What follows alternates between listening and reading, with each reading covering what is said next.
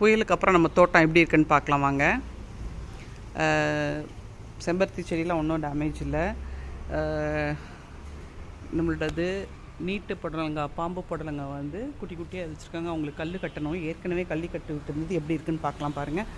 கல் கட்டி விட்டதுலேருந்து கல்லே கீழே விழுந்துருச்சு புயல் காற்றுல. அது போய் மேலே மாட்டிகிட்ருக்கு. இப்போ திரும்பவும் நம்ம கல் கட்டி விடணும். அடுத்தது வேறு எதுவும் டேமேஜ்லாம் பெருசாக எனக்கு தெரியல. காராமணி நல்லா லாங்காக வளர்ந்துருக்கு. நம்மளுடைய பன்னீர் ரோஸு 4 பூ பூத்து கொட்டிருச்சுங்க. ஒன்று மட்டும் பறிக்கிற மாதிரி இருக்குது. 4 பூ பூத்துருக்குது. நம்ம வரல மேலே இல்லையா, ஸோ ஒன்று மட்டும் பறிக்கிற மாதிரி இருக்குது. இந்த பஞ்சில் 3 பூ பறிக்கிற மாதிரி இருக்குது. அழகாக போய் ஃபென்ஸில் உட்காந்துருக்குது அது. அதுக்கப்புறம் முருங்கை மரம், நம்மளுடைய கருவேப்பிலெல்லாம் நோ டேமேஜ். ஒரே ஒரு காஷ்மீரி ரோஸ் அந்த பக்கம் பார்த்து பூத்துருக்கு. மல்லிப்பூ இருக்குது.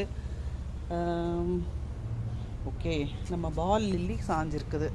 அது வந்து குச்சி சப்போர்ட் கொடுத்து நம்ம நிறுத்தி வைக்க போகிறோம். பூவெல்லாம் நம்ம பறித்து அதை எடுத்தாச்சு. அடுத்தது வந்து பார்த்திங்கன்னா, இப்போ உங்களுக்கு பாம்பு புடலங்காய் பிஞ்சுங்களெல்லாம் நான் வந்து கல் கட்டி தொங்க விட்ருக்கேன். தெரியுதுங்களா?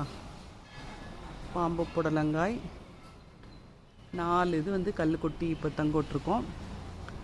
ஸோ இதனோட அப்டேட் அப்புறமா உங்களுக்கு. 2 செம்பருத்தி பூ கூட பறிக்கலாம், அதையும் பறிச்சுக்கலாம். மழை தூர ஆரம்பிச்சிருச்சு. நம்ம கீழே போக போகிறோம். பாய்.